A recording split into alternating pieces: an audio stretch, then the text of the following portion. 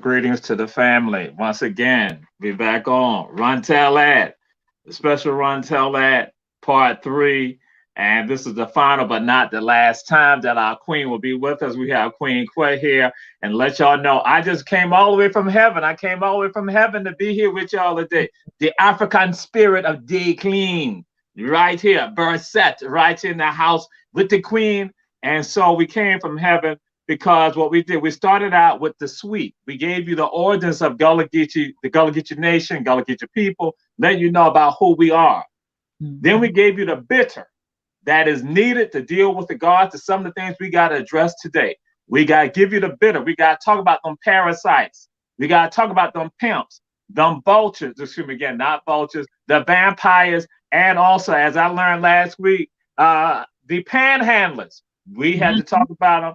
And so now we're going to come to the meat. If it could be vegan meat or it could be meat, we're going to come to the meat, potatoes, all of that. We're going to come to the heart of us, again, with regards to the healing, because we got to do all of that to deal with the healing about what we should be about. And the healing is tied to our success.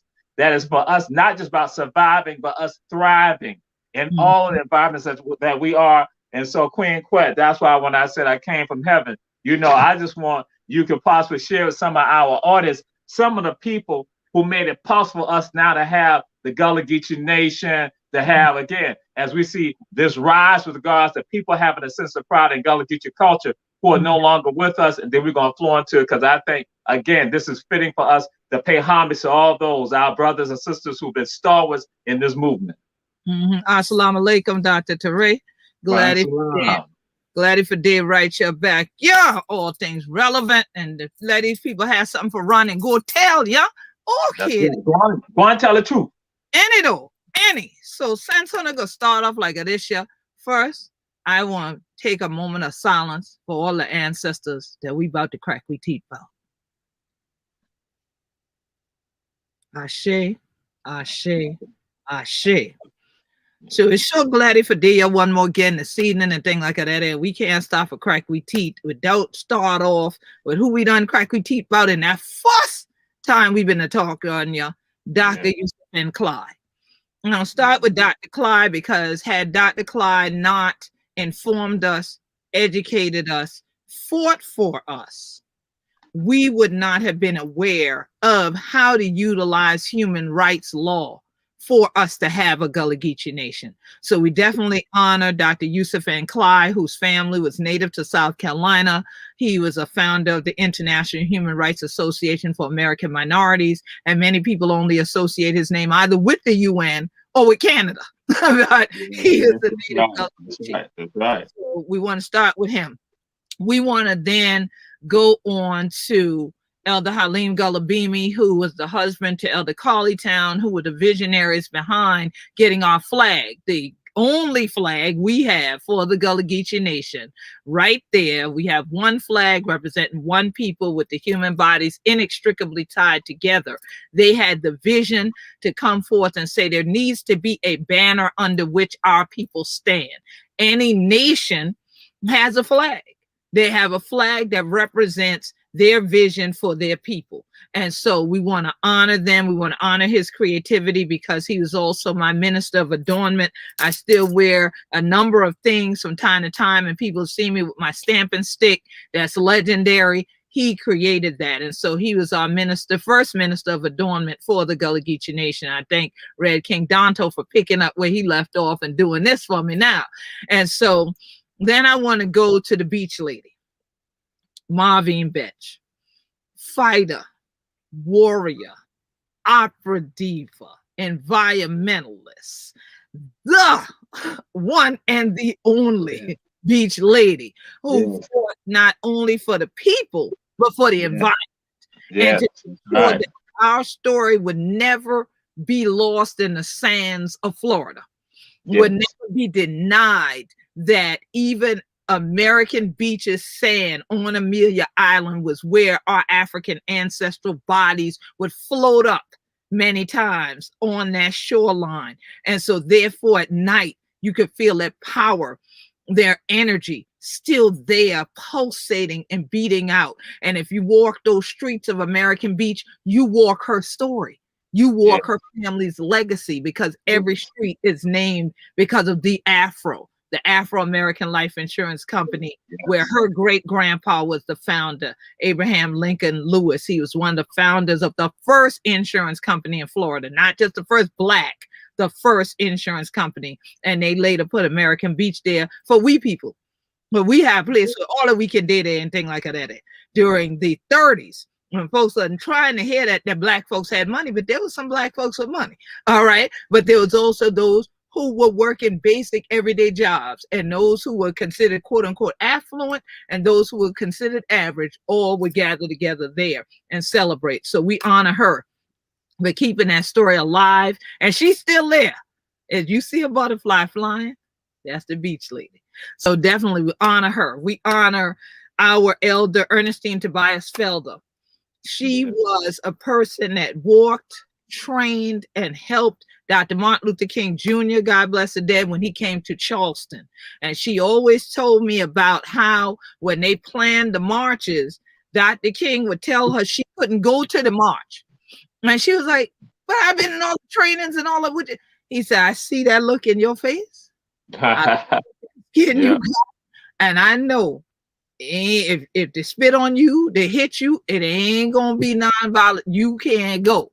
So she would always talk about that, but she always stood for our people. So when we engaged in the human rights movement, she was right there to be able to tell us firsthand accounts of what had gone on, what had went right and what had went wrong in terms of the civil rights movement. So as you know, not to fall into the same things. So we honor her. We honor the Reverend Willis T. Goodwin, who was also one of our Assembly of Representatives members, who originally grew up in the Midlands kind of area, but had family from quote unquote the low country of South Carolina, and who was instrumental on Johns Island for getting a number of things, including the clinic going there. They also had a center that people know about, rural missions. He was a founder of that. He was, again, a civil rights activist, but he was a pastor. And so one thing that I loved about Reverend Willis T. Goodwin was he was economically sound. He understood the economics of situations, and he knew how to go in and negotiate those things. He didn't think that you should be so heavenly minded that you are of no earthly good. He also would send things back to Liberia every year, no matter which church they moved him around to, because he was an AME preacher. He kept his mission going, and he was a fraternity man like you. He was part of a number of different fraternal orders, and it was amazing to be at his wake, not even the homegoing, the wake, and to see.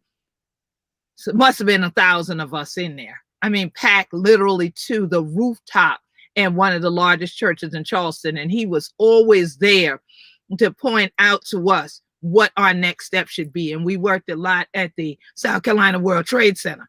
And so those ancestors that crossed over never left us. They're still here, including Bunny Rodriguez, who was on our initial Wisdom Circle Council of Elders for a number of years.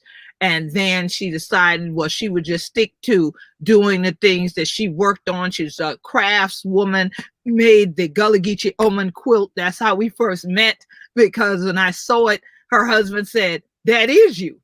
That is you." You know, I quit it. That's you. That was his thing. And I was like, what? And I heard him telling someone a year or two later that story, that the woman in the center of that quilt, this is her in real life, pointing to me. And so Andrew Rodriguez is still around. They have the Gullah Museum that he and Bunny, God bless the dead, founded. And as you know, when we started up the first rice festival, Gullah Geechee Rice Festival, it was on Pawleys Island. But now it's downtown in the heart of Georgetown, South Kakalaki. And so when you go in there, you can't help but still see Bunny. You can't help but still touch Bunny, because the Gullah Geechee Oman quilt is right there on the walls. And so it's such a blessing to have had all of them surround us over these years, and to have walked with them, talk with them, learn things from them, from up and down this coast. And the legacies that they've left will never be forgotten, because they were all very strong and very impactful people. So yeah, I appreciate you taking the time out to make sure that we honor them, because they're in the realm of the ancestors now, helping us back here.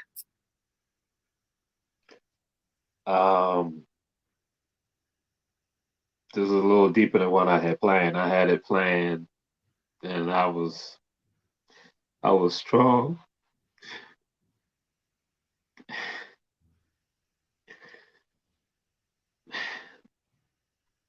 When you called out the names of the people, Yes, the stuff that we do today, they have laid a foundation. yes, And sir. one of the things that I always, Sister Tobias, going up to Charleston doing programs, and she right there, and Mm-hmm. she had the heart, she had the fire, and so Yeah. for me, that's what it was about. And then Bunny, when we had one of the events, we did the Eagles Landing tribute. We did the Yes. tribute on Lazaretto Creek. Bunny Yeah. and Vera came out, and that's when Bunny said to me right there on 65th Street, she said, you go up and down for all of us, and we like, y'all doing something. You and Queen Quet doing this here in Savannah and in Georgia. We got to be here. And that's what it was about. It was the work. And then, right there with Beach Lady, and that's why it started hitting me all, because it's not causing all these memories to come about. Mm-hmm. So, yes, sir. The listening audience, the viewing audience, these are people who are part of our history.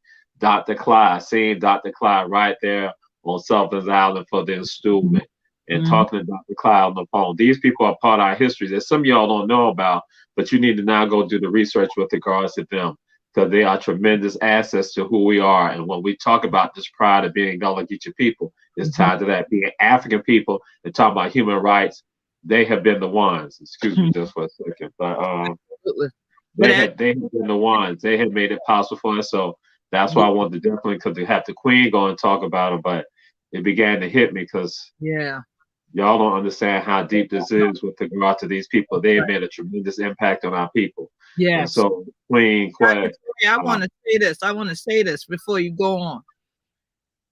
One thing that I always would express to people is my love and appreciation for you as a scholar and as a man, and especially as a Gullah Geechee man, because of the simple fact that, unlike others, you always give respect to those who came before us. Even if the person's not in the room while they were alive, you would still do that. I've sat in many audiences, and if you were about to quote something that one or the other of the elders we just mentioned, who are now ancestors, said, or something you read that I wrote, you always give credit where the credit is due.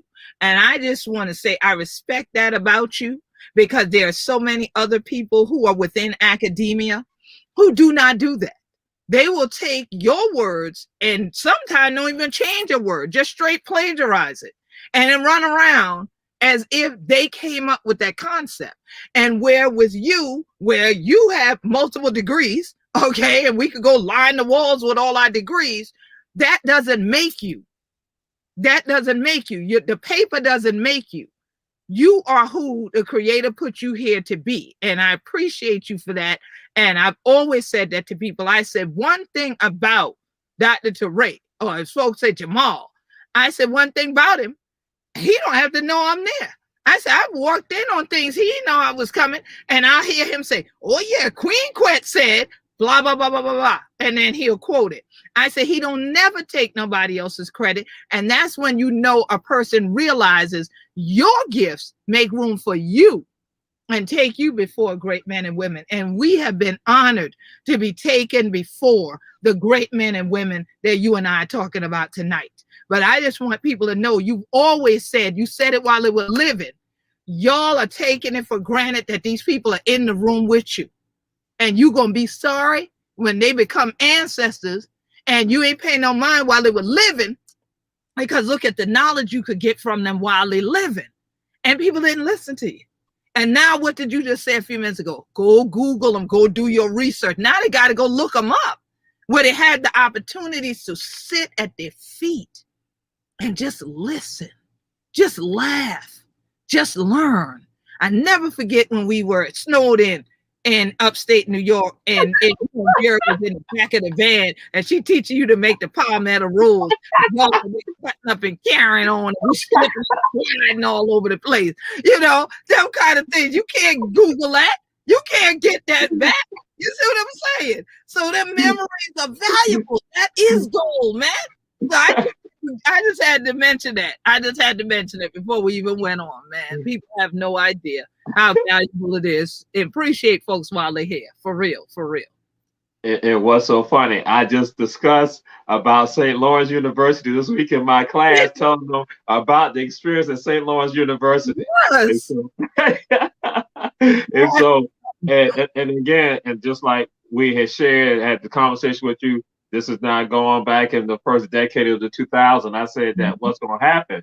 They're going to start writing the history books, and the names are going to be popping up in the history books. Sure did say that. And what needs to happen? We got to be the ones to make sure that we're writing, because we know some of them not going to tell it correctly. You know that's the names going to be popping up, and folks not even going to have a clue that, again, they were right there in their midst, and they didn't have that appreciation. So that's why, again, we're going to start out, give the appreciation, because we wouldn't be here if it was not for them.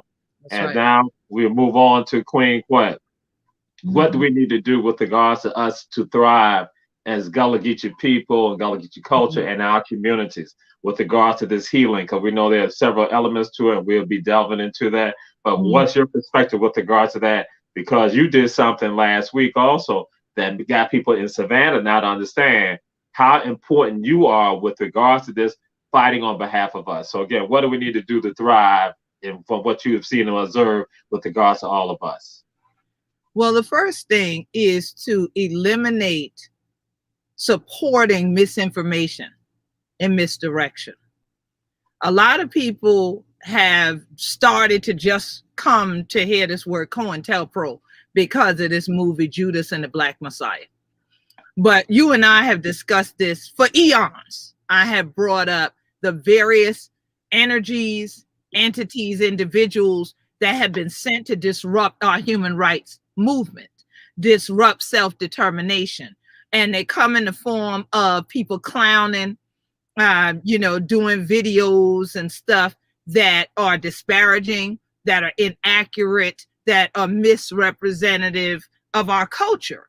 And this has happened over the whole 40 years I've been doing what I'm doing. Before, we just had a few TV stations, so you ain't had to deal with it all the time. But now, in the age of social media, you have to deal with this on a week-to-week basis, a day-to-day basis. So for us to heal, number one, if you see that a brother or sister, they look that way, I'm just saying in looks, I'm saying somebody with melanin in their skin is going out of their way to tear down a native Gullah Geechee, another native African, they're going out their way. You need to avoid that person, because who is benefiting by that? It's not us. And then you need to think about that. Who's fueling that? Who's paying for that? There's always some type of Western government behind that, because who economically benefits? I talked about economics earlier. Who economically benefits by supporting people clowning and being disparaging versus making sure conversations like this one are not in the mainstream media? You see? So we got to think logically as African people globally, but in particular in the Gullah Geechee Nation, because our nation is one of the youngest of the African nations. Yes. Our nation is a young nation. So we should have learned from the eras of the ones before us that we had people in our midst that destroyed movements. And even here, we can look at Denmark Vesey as a prime example, and know that not only is the power of Gullah Jack and Denmark Vesey still within some of us, the Perlo energy is in others who work more for the Buckra than they do. And don't let them fool you with that, oh, we're being Pan-African. That's exactly how they infiltrate. And then they start doing this misinformation campaigns. And then if you don't do the research that Dr. Toure is talking about, you then are lost in the sauce, as they say, and you get caught up in that foolishness. And so that now does not bring healing. It brings more ill will, brings dis-ease and disorder, which leads to violence most of the time. And again, who benefits from that? If Black folks out here fighting and arguing, who benefits from that? I come from the Malcolm X school. If we do have an issue, then let's get behind closed doors and have a conversation. This is not the arena for that, because it doesn't benefit anybody but the people who own that system. The next thing is, when we get that cleared out the way, because there's no enemy within, then we got to collectively come together and have dialogues to say, what can we all do collectively to the enemy without? And largely, that has a lot to do with education, not miseducation. That also has to do with economics, economic strength and power. Let's not sit up here and go to the brother or sister restaurant, and because they tell you, well, shrimp and grits just sold out an hour ago. See, that's why I don't come to no Black business. Y'all gotta get y'all don't have that. Hold on. They said they just sold out. So you should be like, man, I'm happy y'all sold out, man, but I sure been hard. Okay, then what else you got? That's what you should be doing, because that's what you do in everybody else's place. Okay. Yes. That don't mean now tell the world don't go there because they don't have what you want. No, they just told you they sold out. So we need to continue to support our businesses. The more we support our businesses financially at full price, not in the brother-sister deal, at full price, the quicker they can do things in a collective way, which lowers their prices for some of the things they have to sell or use in the foods and the other things. They can expand their businesses and be able to employ more brothers and sisters from the community. These things have to be part of it. And these things only happen when the next major one takes place. We're spiritually centered. We can't get the spiritual centering first till we get all that foolishness out the way first. We have to actually clear the slate and then be in a place, in a space where when we have libation ceremonies, we have opportunities to sit and meditate and pray together, that truly we come in with the right heart. We come in with the right spirit, that it is directed toward healing. That when we meet at the coast and we say, bring those tributes to the ancestors, like we've done all the way from North Carolina, all the way to Florida and back up again, that we are handling it with, as you know, Mr. Attorney, clean hands. We have to have clean hands. And so then once we get those hands there, we can cleanse the souls. We can cleanse the spirit, and that'll start to recenter the mind. And there's the transformation. Be ye transformed by the renewing of your mind. And that's what all of this is about. If we do them three things, there's no stopping us. People around the world watch us anyway and say, we wish what y'all Gullah Geechees had. We wish we lived where Black folks own their own land. We wish we could be there at those events. We see them pictures y'all be putting up or watch them videos and stuff. Y'all be clowning, y'all having fun, and y'all dancing, y'all eating, but it look like so much fun. Y'all might joke around, but y'all look like y'all happy. And believe me, just to be happy is something somebody would pay for nowadays. And we got it. And sometimes we throw it away on nonsense, foolishness, and things that benefit others and not us. So those would be my top 3 things to bring on the healing for real. And to share this with you, that something you said. I tell folks, I say, sometimes what happened, I say, God or the Most High put a blessing in your hand. And what does someone do? We turn our hands over. Oh, yes. God comes back, put the blessing, the Most High put the blessing right back in your hand, and we turn our hands over again. So I say, eventually what happened? The Most High ain't going to be putting the blessing in your hand because you continue to ignore it, because you buy into other people's narratives and other people's stories about who you are and what you're about. And Ivan Cohen said something. He chimed in. He said, don't overlook the cable television stations. And also, I was just going to say this with regards to movies and how they bombard certain images about us globally. Yeah, absolutely. And what is so funny, I had folks coming from the continent who talked about how they were afraid to be around Black folks because they had seen stuff in the media that had been sent outside. That folks have been in the streets, in Senegal on the streets, and somebody saying Snoop Doggy Dog and then using the B word, and brothers from the United States got to tell us, yo, listen, you be saying that. But it's the images, are they in Brazil that they seeing these images? So yes, we understand that, Brother Ivan, that we definitely, and that's what we talk about, because in fact, we're going to talk about some of these movies that we see right here in the United States that we're going to give power to. With regard to that, we question it. Sometimes we going to say we can't say anything too much to a group of us because we get mad and they think that we hate them. We like saying no.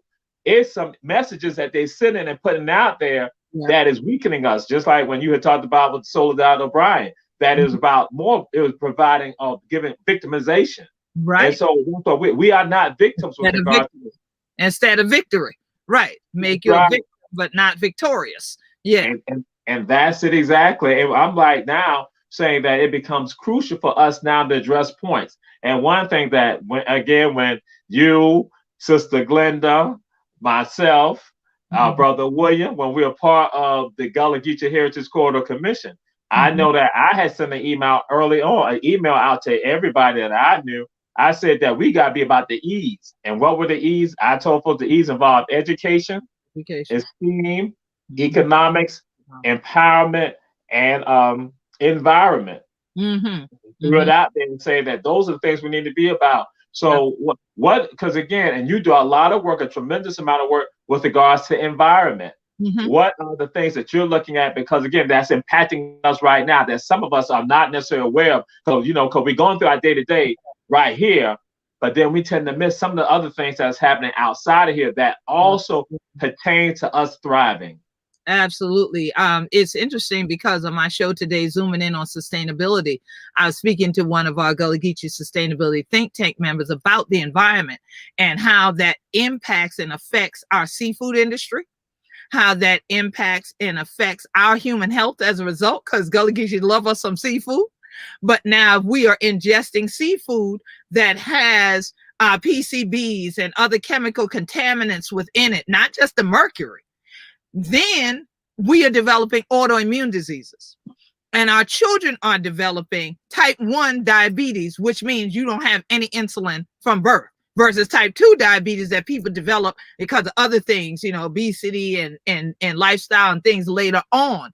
And that people say is hereditary. Well, a lot of it is inherited because of where you're located. Your environment is being polluted by companies coming in and then leaving these contaminants not only to overflow off the coast into the water, but into the land, soaked into the land, into the soil. So you have cancer clusters like Brunswick, Georgia is a prime example. Superfund site there, cancer clusters. Jacksonville, Florida, the most polluted zip code in North America.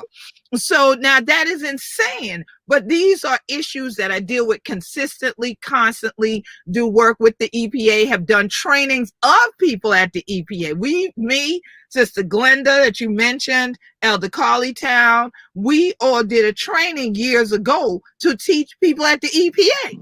how to engage with cultural communities. And because we have consistently been on this drumbeat to heal not just our bodies, because what good is heal your body and then you're in a polluted land. So we got to heal the land. That will help to heal the waterways, improve the water quality. That improves the air quality. Then we get to have the whole human body improved as well. And our seafood and the things we eat from the land and the water would be healthy. Then we're healthy. So it's all connected. Some of us want to compartmentalize because you've been in America too long. So you think that one topic go over here and another topic go over there, culture over here, environment over there, and something music down here. And something. No, we're holistic people. We're Africans. We're indigenous people. We're holistic. So all of this makes up us because all of this makes up Earth. Yes. And without Mother Earth being nurtured, she ain't gonna nurture us. What do you think this pandemic is about? Your mama told you sit down. All right. And God said, be still and know I am God. So we need to go ahead and heal, and we need to stop falling prey to these folks saying, we're gonna bring you jobs.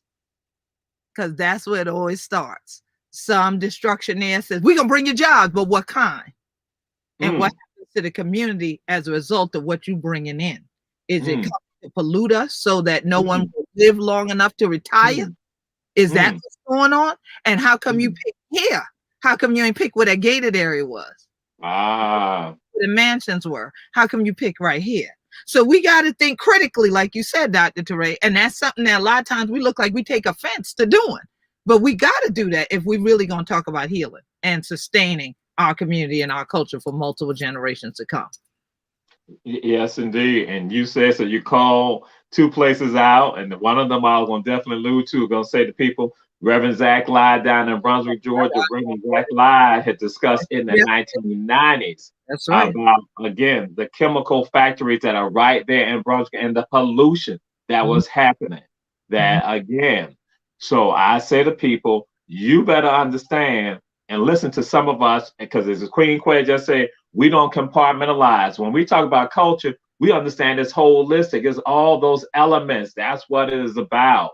So again, but these other people hit us with this stuff like, oh no, it's isolated. Yeah, absolutely. And this, Dr. Toure, in that regard, that's why when I went down to Camden County, I was the only one of us there. And why was I there years ago? To stop Spaceport Camden. They trying to build a private spaceport in Camden County on the Georgia coast that would not only pollute the water, but could potentially cause all kinds of harm to everything from Cumberland Island to St. Mary's to across in Florida. And our folks sitting around not being a part of these things. I am now on one of the committees to oversee what's going on so that I get all the direct information from the FAA ahead of time. And so it's coming up next month. They are supposed to release another public report, another public comment period. And it's critical that we criticize these things, that we confront these things, that we say, if this kind of stuff is going to negatively impact our environment, it would destroy our culture, so we don't want it, period. And we need to stand together. As I say, work together, children, don't you get weary. Now, why all these people want to put all this on the coast while we also dealing with climate change and sea level rise? You tell me. They'll tell you they lack common sense. So we have to be the one with the mother with and thing like that and know who we are and who upon this shit land. Because they don't care. They destroy Europe and they travel to the rest of the world to do the same thing over again. So we have to protect where we stand on these sea islands saying, oh yeah. Absolutely. When you said that, again, those of you who are listening, I know for some people, this is the first time they had any clue that they're looking at doing a private spaceport in coastal Georgia. I know for some of our people who are listening right now, you didn't realize that, and that this is the type of activity that goes on, and that again, when you try to share people, you know, sometimes some of us taking in, some of us, because again, we go the hustle and bustle. Sometimes you got to stop. You got to stop and pay attention to what's happening and soak in what's happening in your environment. As I said, Reverend Zach Lye indicated with regard to the pollution in Brunswick, Georgia. And if you don't realize this, Brunswick, Georgia, last year was classified as the poorest city in the state of Georgia. Brunswick, Georgia. Again, based on the poverty. So, but it ain't nothing different. Let me go to Riceboro, Georgia, Geechee. You got a plant there also, chemical plant, you know, they call it paper mill, all that. Like we got in Savannah, Georgia, the same thing that happened with regard to International Paper, Union Camp, Union Bag, all of that, Fort Mill, Fort Howard, all of that. We see it in our areas. You go up the coast in South Carolina, you see the same thing. You go down in Florida, you see the same thing. And as what was thrown out, the largest city in the Gullah Geechee area is Jacksonville, Florida, but also Queen Quet when it said the most polluted zip code in North America. In North America, in North America, we talking about us right here, this area. We're impacted, and that, again, that deals with the quality of life for us. The quality of life impacted. It is detrimental, and some of us not aware, and it becomes crucial for us to go forward with regards to this. And throw this out there, Queen Quet, you have decided to get involved in the effort. Again, it's about our thriving. I say it's about our self-esteem, that you decide to get involved and then bring forth, you know, support from the Gullah Geechee Sea Island Coalition and also the Gullah Geechee Nation on the weeping time matter that is Savannah, Georgia. That some might think that it is a local issue. It is not a local issue. It is a much larger issue. And Queen Quet, can you give a perspective with people with regards to that?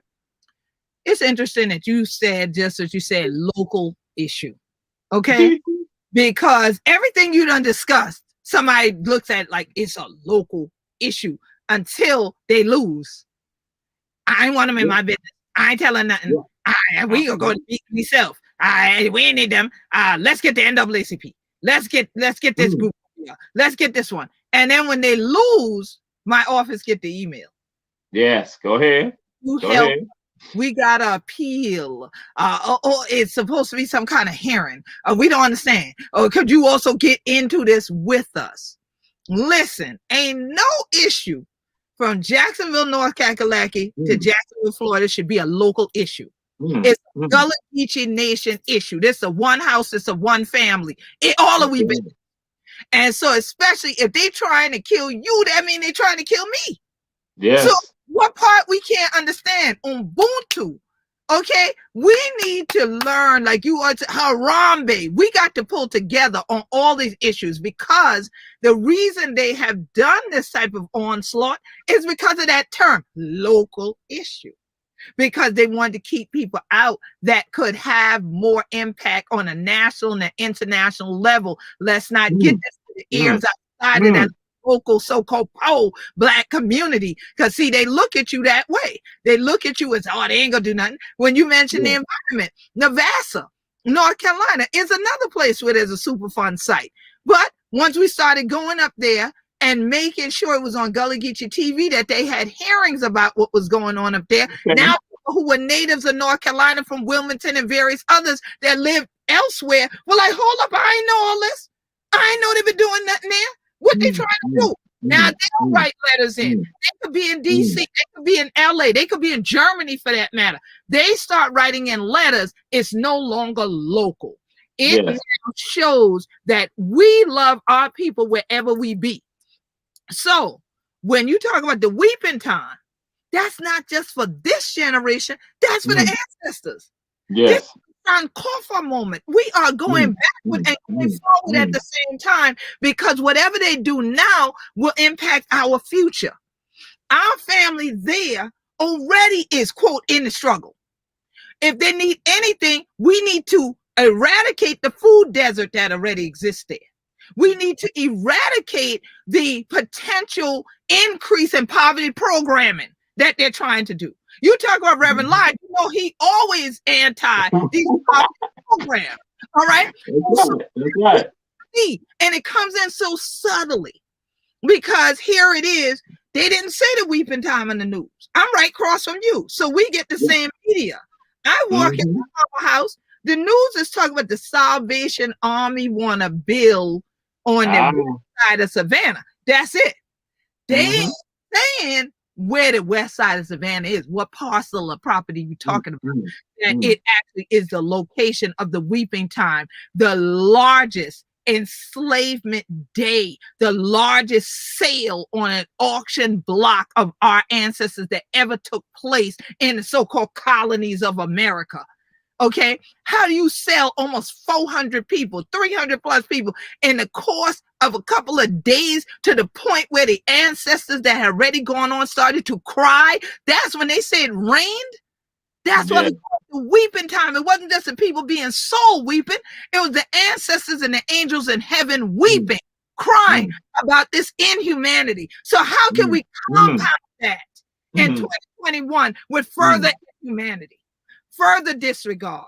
Instead of you empowering the people, you were saying, we're going to bring in a shelter. I'm not against shelters.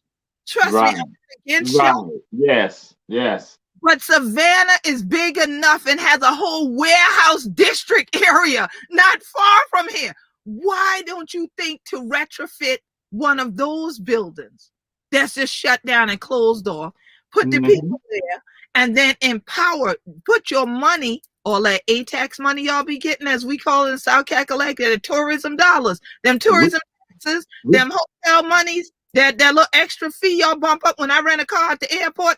Why don't we put that money, okay, why don't we put that money and target it in economic empowerment in the community that's around Weeping site?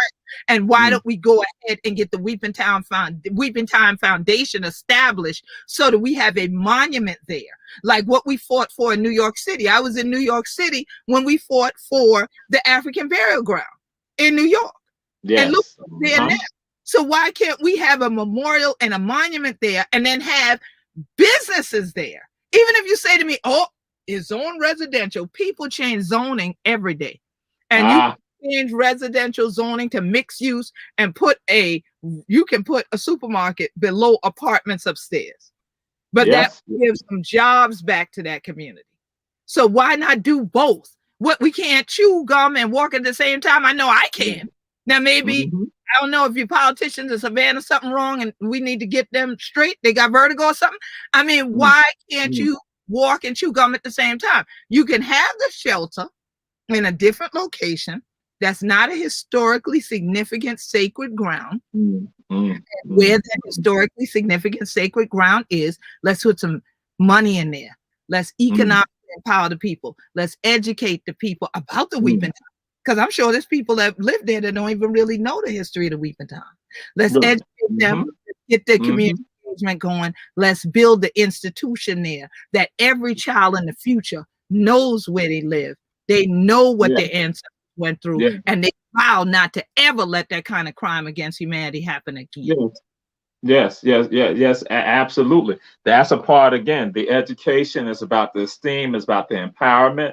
That's what this is about. And so when we threw those things out there back in the first decade of the 2000s and the work that you've been doing prior to all that, that's what this is about. And for those who are listening right now, and we had some, Antonia Hunter asked about Mitchellville. Mitchellville is the site on Hilton Head Island where they go and have a government, and that the pork roll experiment where they're looking to see during the Civil War, can these Africans govern themselves? And so that's why Mitchellville, and it's not an official governmental experiment, but it's something that happens.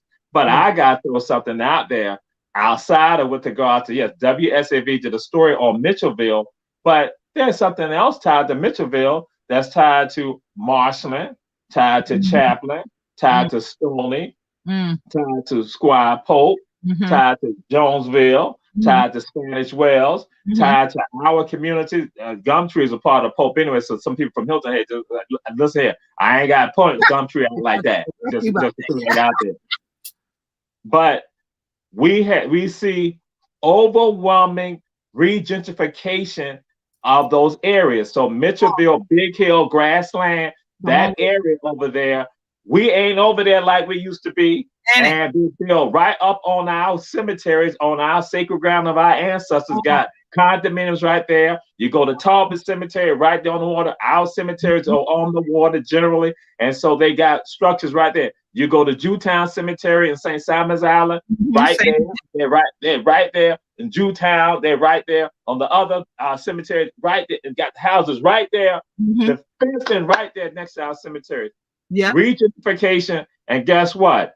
In Beaufort, Savannah, Jacksonville, when we look at Brooklyn and look at La Villa and all of those communities, St. Augustine, we see how they have come into our communities and getting us out. And I said something to Queen Quet before we got on the air. I'm going to say it, and some people might get mad with me. Charleston is no longer black. Some city of Charleston. Right. Downtown Charleston ain't black no more. Right. No matter what. And that, to share this with some of you all, these destructionaires that Queen Quet talked about, I tell them, I said, guess what to do? They have a template.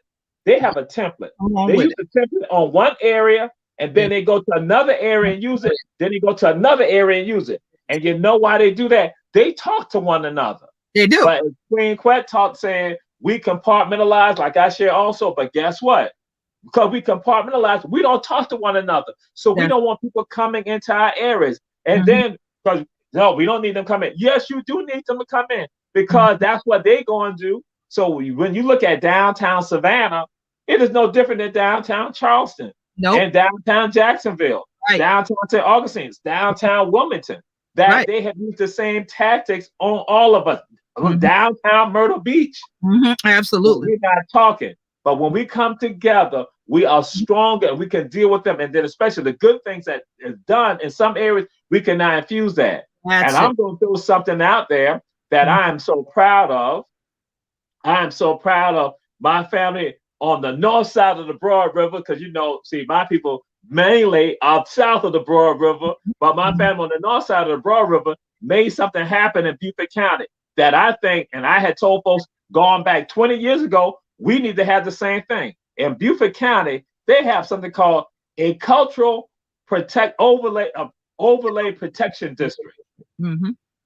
So they work, at least developers, destructionaires got to come in and at least not address that. See, because we do it for fauna and for wildlife and for wetlands. What's the impact?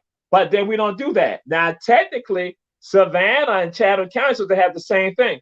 But there's no discussion, no conversation about that. And what someone did, they allowed that type of protection to go to a place called Ardsley Park. Ardsley Park, you got some of the wealthiest families in all of Savannah and Chatham County right there. So, but they're going to have a cultural overlay protection area for them, but then you leave the rest of the African-American communities out. So we ain't protected. So Queen, can you talk about Beaufort County and what was done in Beaufort County with regards to that? Because south of the Broad River, they made sure to fight and stop that from happening. And so that's why we have that regentification so heavily on Hilton Head and Bluffton and Pritchardville. Right. And you know what? And when you talk about that, and the brother mentioned Mitchellville to begin with, I thought about when we were out there protesting before Brother Charles Young, God bless the dead, passed, protesting to stop them from expanding the runway of the airport through there and displacing the church and all of that. And then when you talk about these graveyards, how we're fighting right now, and Sister Sally Ann Robinson and I are part of the folks in the Gullah Geechee Sea Island Coalition that's fighting the destruction there right now, who wants to dig and sand mine near burial area on the Fusky. So whether bridge attach or don't attach, they be coming. And like you said, they talk to one another because a lot of times the same people, they're the same companies. If you look at who did Amelia Island Plantation, that's the same group who did Sea Pines Plantation on Hilton Head. And then we sit around and get excited when we have Colonial Williamsburg and Black. That's what they're giving you at Mitchellville. They are replicated stuff at Mitchellville, so you stay away from reality. So instead of you actually come to the real praise house in north of Beaufort County, you come to the real communities where we holding down the culture and protection. They give you something to look at, so you get distracted. And while you're looking over here, they set a fire over there. Yeah, and that's what happens. So the reality is we got to stop supporting replications and support reality. And the reality is that St. Helena Island has a cultural protection overlay district. We fought for that district. Many of the elders who stood with me to fight for that, they are deceased now. They are in the realm of the ancestors. But I never forget, Miss Gloria Potts said to me on her dying bed, said, don't stop fighting. Fight them. Okay? And I never forget that she said that. And the same thing when we mentioned Reverend Willis T. Good, when he told me that, he said, you fought for this thing for these Gullah Geechees, and these folks will take it from you if you let them. You yell me, don't you let them do it. You yell me. And I never forget that. So when you talk about us not listening to each other, not talking to each other, it strikes a chord with me, because no matter how much we try to show those examples, like you say, hey, we won here. This is how we won. I traveled up and down this coast with Buckra folk who wanted me to come to communities and help them when their comprehensive plans were being done to replicate the CPO district in various places, including Charleston County, South Carolina. Do you know that our people either were afraid to show up to the meetings or showed up to the meetings and wouldn't talk? They wouldn't talk because they were afraid if they said they stood up for Gullah Geechee culture. Oh Lord, that means we stand up for what we ain't supposed to be. That backward stuff. So they now wish they had the cultural protection overlay district that's in Helmers for over 20 years now. We've had it. And every time they rewrite the comprehensive plan, I'm right there to make sure they're not writing that out. Because that's what they do. They will rewrite a law in a heartbeat, and you'll be written out. And before you know it, where you live is zoned differently, it's planned for differently. And you wondering how come on this future map, why that look like where my house is? But my house ain't there, because they planned not for you or your house to be there. They planned for you and your whole family to be removed. We used to call it urban renewal till we realized it was Negro removal. So now it's called gentrification, and ultimately it's displacement. Okay, so we need to recognize the only way we're not going to be displaced is if we work together, chiller. We'll bring that again and work together and use these examples of success.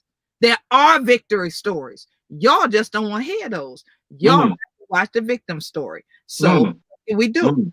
What can we do? Yes, indeed. So, Queen Quet, how can people contact you? Because again, some of our listening audience need to contact you with regards to the work that's needed, and then those will be checking this out later on. So again, to help them with regards to efforts, how can they contact you? Excellent. If they would go to the Gullah Geechee Sea Island Coalition's website, is gullahgeechee.net, GULLAHGEECHEE. Ain't a no I in Geechee if it a we. Okay? gullahgeechee.net. You can find my email right there. If you go to the Gullah Geechee Nation's Facebook fan page at gullahgeecheenation.com, our regular page, the address is there, the email is there. You can always email from there, and you can also find me at queenquet.com. And then if you're a Twitter person or Instagram person, listen, tweet and retweet what we post. But please don't write me no private messages about your family on there, because I'm not likely to see those. We use those for what they're for, social media. So make sure if it's something personal about your family, your community, it's some legal stuff, email us to the Gullah Geechee Sea Island Coalition. So again, go to gullahgeechee.net and make sure to follow gullahgeecheenation.com, because there's a lot of information that we've actually presented there that talk about these victory stories and ways for us to work together, chilling, for sure. Yes. And Brother Ivan Cohen said that when these urban removal movements took place, we didn't have any representation. That's right. That's true. That occurred because it occurred, and like I even tell folks, it occurred when we didn't have the political strength. Absolutely. So they could do that to us, and they came at us. So that is absolutely true. Today we have the strength and also the insight. So we have to go forward with regards to that. And again, leadership that is not looking out for us, we need to rethink that, and we need to remove them. And it doesn't matter if they look like us, and they got this brown skin, this black skin, this beige skin, this orange skin, all of that, the yellow skin, the red skin. Guess what? If they ain't working for us, then we need to remove them. Right. So pure and simple, and that we don't be quiet about it, we put it out there.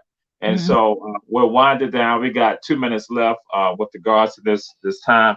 And Queen Quet, again, it's been an honor to have you. for these 3 segments with regards to Run Tell That, because we want people to go and tell that. Go and tell that. Let the people know.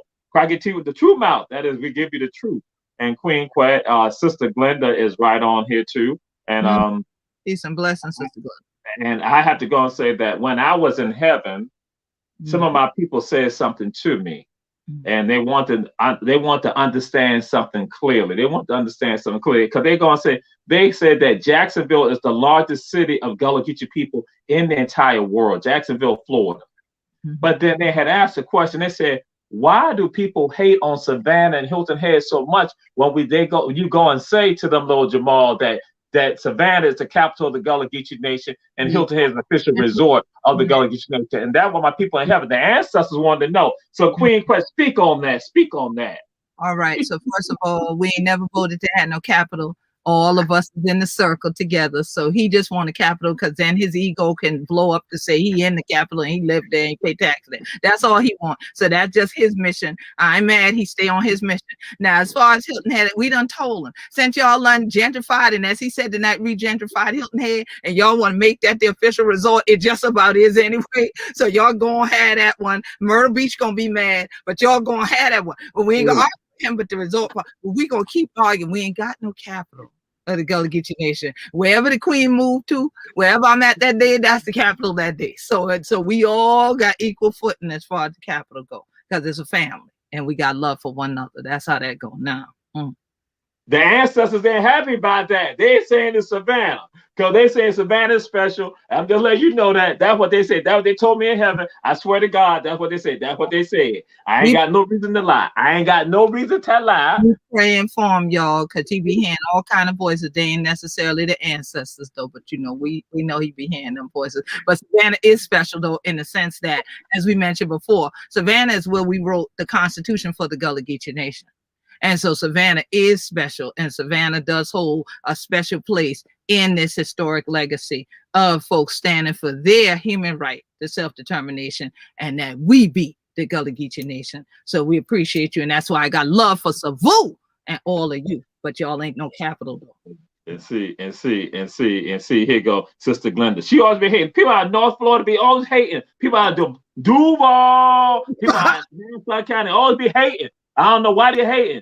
They worked in the South Carolinians. At least people in North Carolina cool. But Queen, we're gonna let you close this. Wow, come on now. I'm just saying. And I throw something out there that Brother Chris Everett, when he was there, Wilmington on Fire, he's doing part 2. So y'all kind of understand what you see. That is about power of our people, and that people want to hold us back and want to thwart that effort of us right here. So that's why we go forward, and that's why we are healed. Guess what? We ain't dying. We are real. We ain't dying. We are real, and we are living. So, Queen, I'm gonna let you go ahead and close us out, even though we understand Savannah's capital of Gullah Geechee Nation, but again, honor to our Queen and Sister Glenda. Y'all stop hating down in North Florida, please. Okay. Yeah, we got the Dr. Buzzer say, "Honna tink free, honna be free." So thank you to everybody that joined me for all of these, especially for part 3. And just like we would do before, if we could talk about healing, let me just say a prayer for the family. Thank you, God, for this your day. Thank you for joining me together one more again in unity. And thank you for anointing we who we be. We be Gullah Geechee, anointed people. Ashe, ashe, ashe. Amen and hurrah!